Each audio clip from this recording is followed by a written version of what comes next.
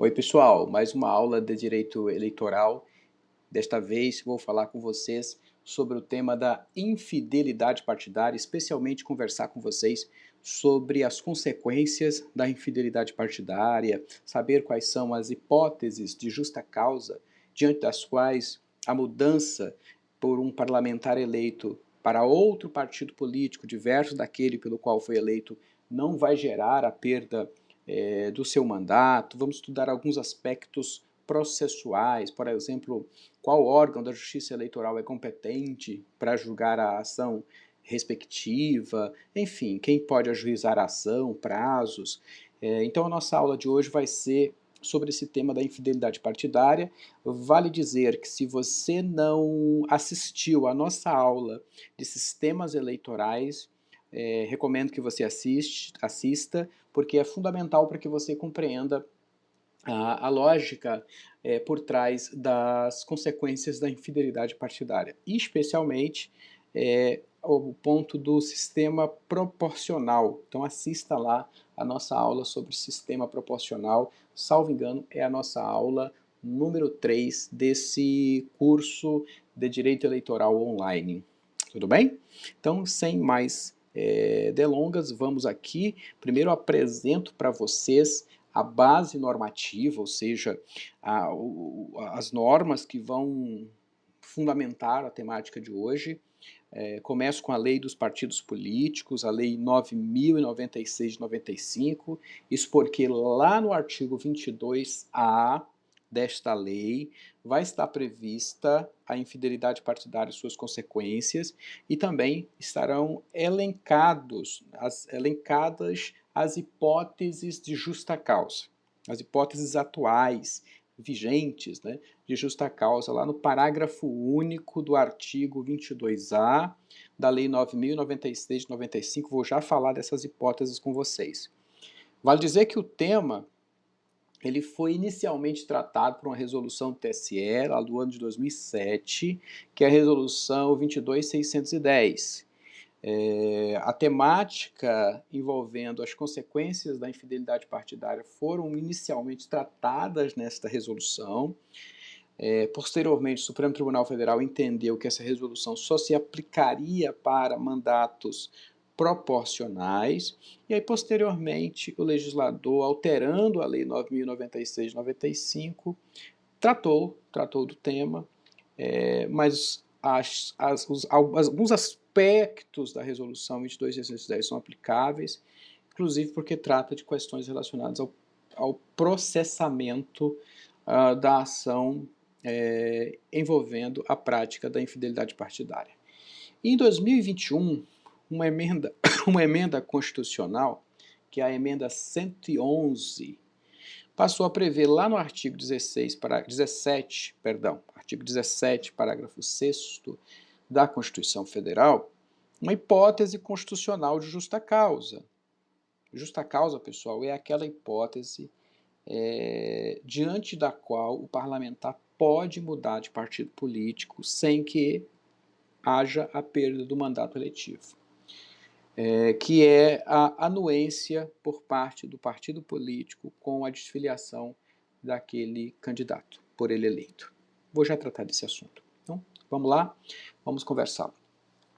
Primeiro, antes de tudo, eu trago um trecho do voto do ministro Celso de Mello no julgamento do mandato de segurança no julgamento. Pessoal, eu estou com uma leve tosse, então peço todas as vênias caso durante a nossa fala eu venha tossir.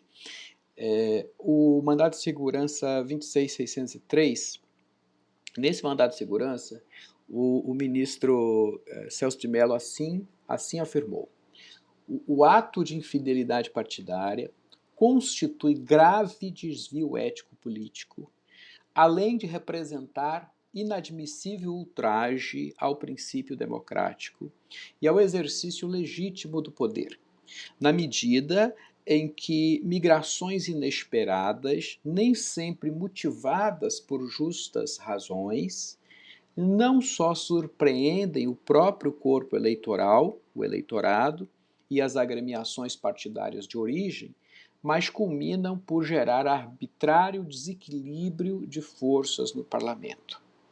Então, desta afirmação do ministro Celso de Mello, relator do mandato de segurança 26603, julgado pelo Supremo Tribunal Federal, fica muito claro que o ato de infidelidade constitui ultraje ao princípio democrático, e eu ainda complemento, também ao princípio da soberania popular. Na aula de sistemas eleitorais, eu mencionei que o mandato político conquistado no modelo proporcional pertence ao partido político. E pertence ao partido político tendo em vista que a conquista da vaga se dá a partir da performance do partido naquela eleição, a partir do total de votos obtidos pelo partido político, incluindo todos os votos nominais dados a seus candidatos e ainda os votos de legenda. Então, tantas quantas vezes esse partido político bater o quociente eleitoral, ele vai conquistando vagas. Então, a performance na conquista da vaga é do partido político. Por isso que no mandato proporcional, o parlamentar que é eleito por um partido não pode simplesmente migrar para outro partido, como se o mandato fosse dele. Porque, na verdade, o mandato foi conquistado pelo partido político, né? Então, a regra é, saiu do partido pelo qual foi eleito no sistema proporcional, você tem a perda do seu mandato. O partido pode reivindicar isso. Se o partido não reivindicar, o interessado imediato pode, que no caso seria suplente, e também o Ministério Público Eleitoral como fiscal que é do sistema do regime democrático. Então, esse ato de infidelidade viola o princípio da soberania popular e viola o princípio democrático e, claro, gera surpresas às agremiações, ao eleitorado, como bem dito aí na frase, né, no trecho do voto do ministro Celso de Mello. O TSE, como já disse agora há pouco, na sua jurisprudência, parte da concepção de que o mandato pertence ao partido. Estou citando aqui uma consulta respondida pelo TSE em 2007, que é a consulta 1426, né, em que diz o TSE, conforme já decidido pelo tribunal nas consultas 1398 e 1407, o mandato pertence ao partido político. Bem, se o mandato pertence ao partido político e o parlamentar é eleito pelo partido e no curso, no exercício do mandato, muda de partido político, ele perde o mandato, salvo se houver uma justa causa. E aí a gente precisa ir lá para o artigo 22A da Lei 9.096/95, Lei dos Partidos Políticos, para conhecermos quais são as justas causas. Primeiro que o caput, cabeça, do 22A diz que perderá o mandato o detentor do cargo eletivo que se desfiliar sem justa causa do partido pelo qual foi eleito. E aí lá no parágrafo único vai elencar 3 hipóteses de justa causa, sendo elas: número 1, mudança substancial ou desvio reiterado do programa partidário. Né? Então o partido político ele altera substancialmente o seu programa partidário ou de certo modo desvia reiteradamente do seu programa partidário, o que justificaria ao parlamentar eleito mudar de partido, porque a razão de ele filiar-se àquele partido político foi a comunhão da sua ideologia com a do partido político. Isso é muito comum acontecer nos casos, por exemplo, de incorporação de partido político por outro, em que o incorporador possui um programa partidário completamente distinto, e aí, naturalmente, há consequente mudança substancial do programa partidário. Tá? Uma outra hipótese é a grave discriminação política pessoal, mas essa discriminação eu posso dizer a vocês que meras intrigas interno-partidárias não justificariam a caracterização dessa justa causa. Vejam que a lei exige que essa discriminação política pessoal seja grave. Daqui a pouco eu vou trazer para vocês alguns julgados aqui a gente pode balizar um pouco o alcance desse conceito jurídico indeterminado grave discriminação pessoal. E a terceira hipótese é o que o povo chama de janela. Por quê? Porque literalmente é uma janela que se abre por um prazo de 30 dias, em que o parlamentar que exerce o mandato, que esteja no último ano deste seu mandato, importante que ele esteja no último ano do mandato, ele pode simplesmente mudar de partido, desde que ele observe esse prazo de 30 dias, que antecede o prazo mínimo previsto em lei para a filiação partidária, que é qual? Que é de 6 meses antes das eleições. Então você considera 6 meses antes das eleições e 30 dias anteriores a esse prazo mínimo exigido em lei para a filiação partidária, nós temos a janela que se forma. E se o parlamentar está no está no término do mandato, ele pode mudar de partido, porque é uma janela que se abre, não precisa, simplesmente é uma janela que se libera para que ele mude de partido. Então, considerado uma justa causa aí para a lei. Então, são 3 hipóteses de justa causa. As hipóteses de justa causa até então previstas na resolução 22.610 já não se aplicam. Então, é de bom alvitre que nós conheçamos as hipóteses de justa causa previstas no artigo 22A da Lei 9.096 de 95. Aí, como eu prometi para vocês, eu trouxe alguns julgados que vão nos balizar quanto à caracterização dessas hipóteses de justa causa. Primeiro foi um julgado lá de relatoria do ministro Alexandre de Moraes, relativamente recente, de novembro de 2022, em que ele fala que a grave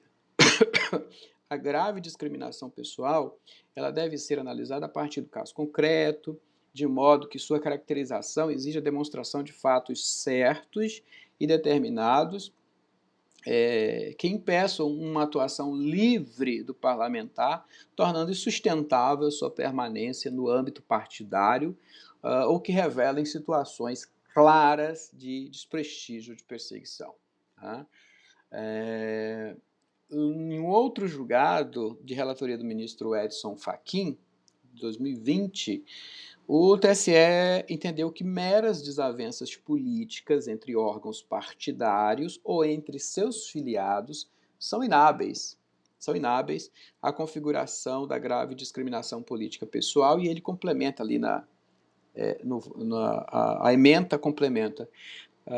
Tampouco se afigura motivo suficiente para legitimar a desfiliação à insatisfação ou do trânsfuga em relação à opção da agremiação em não o lançar como candidato no pleito. Então, o fato de o partido não querer lançar, né, esse parlamentar nas eleições seguintes não é motivo aí, segundo o TSE, para a caracterização da grave discriminação pessoal. E aí justifica dizendo que essas circunstâncias não desbordam os acontecimentos afetos à vida política partidária. Tá? Trouxe ainda um outro julgado de relatoria do ministro Alexandre de Moraes, de fevereiro de 2022, segundo o qual é inegável que a incorporação de um partido por outro culmina toda ou quando menos, substancialmente, a ideologia da agremiação incorporada, que afinal deixa de existir. Né? Então, aquele exemplo que eu trouxe agora há pouco, acerca da incorporação de partido político, que redundaria nessa mudança substancial do programa partidário. Tá? Mais um julgado, né, de relatoria do ministro Marcelo Ribeiro, 2009, que diz assim: não há que se falar em infidelidade partidária por desfiliação sem justa causa se o deputado dito infiel foi aceito de volta pela agremiação. Então, trouxe esse julgado apenas para dizer a vocês o seguinte: caso o parlamentar volte para o partido político e logo o partido político o aceite de volta, perde objeto eventual questionamento sobre infidelidade partidária e perda de mandato. Tá? Então as coisas se resolvem neste âmbito interno partidário com efeitos na ação judicial, caso ela já tenha sido deflagrada. O artigo 17, parágrafo 6 da Constituição Federal, como eu disse a vocês, trouxe uma hipótese constitucional de justa causa, na medida em que ele vai dizer assim, os deputados federais, os estaduais, os distritais, os vereadores, que se desligarem do partido pelo qual tenham sido eleitos, perderão o mandato. Daí a gente sabe, né? Salvo nos casos de anuência do partido, ou aquelas outras hipóteses de justa causa previstas em lei, que nós acabamos de estudar, que estão lá no artigo 22A da Lei 9.096/95. Então, a famosa apresentação da carta de anuência, né, pelo partido político já era, inclusive na jurisprudência do TSE, já era considerada uma hipótese de justa causa, apenas aí foi positivada, digamos assim, inclusive em texto constitucional. Qual que é o prazo, Marcelo, para ajuizar a ação devida, né? O prazo é de 30 dias. O partido político, que é o interessado, deve propor essa ação visando o reconhecimento da infidelidade partidária, a perda do mandato, no prazo de 30 dias a contar da desfiliação. Agora, se o partido nada propor neste prazo de 30 dias a contar da desfiliação, passa a ter legitimidade para propor aquele que tenha interesse jurídico. Quem é que tem interesse jurídico no caso? Seria o suplente, o primeiro suplente. Mas eu não posso falar primeiro suplente, porque pode ser que o primeiro suplente tenha se desfiliado também. Pode ser que ele tenha morrido, enfim, pode ser que ele não tenha interesse, e aí o segundo suplente passa a ser o interessado imediato, né? Então, passado o prazo de 30 dias para o partido político, o interessado ou o Ministério Público Eleitoral, ambos, portanto, têm prazo comum de 30 dias para propor ação. Tá? Então, 30 dias para o partido, depois, encerrado o prazo do partido, inicia 30 dias para suplente e para o Ministério Público Eleitoral. E quem que é competente para julgar? A primeira coisa que eu preciso dizer a vocês é que o juiz eleitoral, primeiro grau, nunca vai julgar esse tipo de ação envolvendo infidelidade partidária. Por quê? Porque a competência sempre é de um tribunal. Olha só o que diz o artigo 2º da resolução 22.610. O TSE é competente para processar e julgar pedido relativo ao mandato federal. Então, né, deputado federal, por exemplo, TSE. Demais casos, ou seja, mandato estadual, mandato municipal, vereador, inclusive, competência do TRE do respectivo estado, tá? TRE do respectivo estado. Então, zona eleitoral não vai julgar ação de infidelidade partidária ou ação declaratória de justa causa de infidelidade partidária, de desfiliação partidária, perdão. O mandatário que se desfiliou ou pretenda desfiliar-se pode pedir a declaração da existência de justa causa. O que é isso? É possível ingressar com uma ação declaratória de justa causa, para que se tenha segurança jurídica, para que se colha desde logo o posicionamento do Poder Judiciário Eleitoral quanto à existência efetiva daquela hipótese de justa causa, até para proporcionar ao parlamentar que deseja se desfiliar uma segurança jurídica neste ato de desfiliação, tá?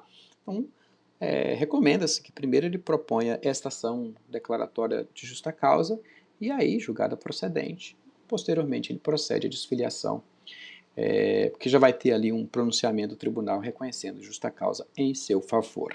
Tudo bem? Como é que fica a situação do suplente, né? O suplente, ele não exerce mandato, é importante que se diga isso, então ele não pode ser taxado de infiel se ele muda de partido, porque ele não exerce mandato, né? Ele não está exercendo ali o mandato que pertence ao partido político. Então, como filiado que é de um partido, ele pode mudar de partido. Agora, consequentemente, se ele muda de partido, ele deixa de ter a expectativa da assunção ao mandato. Ou seja, a condição de suplente que ele possui o é em razão do partido político.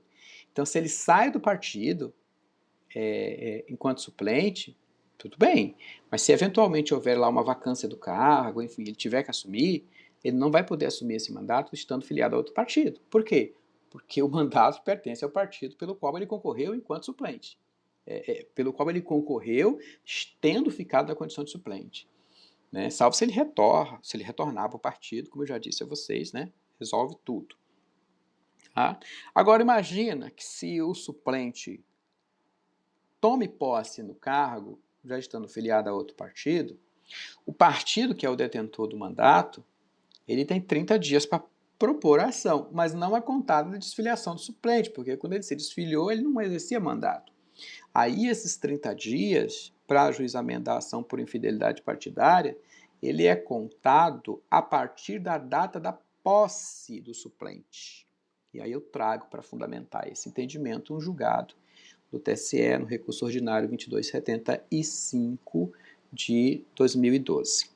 E para terminar esse assunto com vocês, eu preciso dizer que é o que está previsto no artigo 10 da resolução 22610, que é o seguinte: julgando procedente o pedido, o Tribunal Eleitoral, né, vai decretar a perda do cargo, comunicando a decisão ao presidente do órgão legislativo competente, para que esse imposse, conforme o caso, o suplente ou vice, no caso aí o suplente, né, no prazo de 10 dias.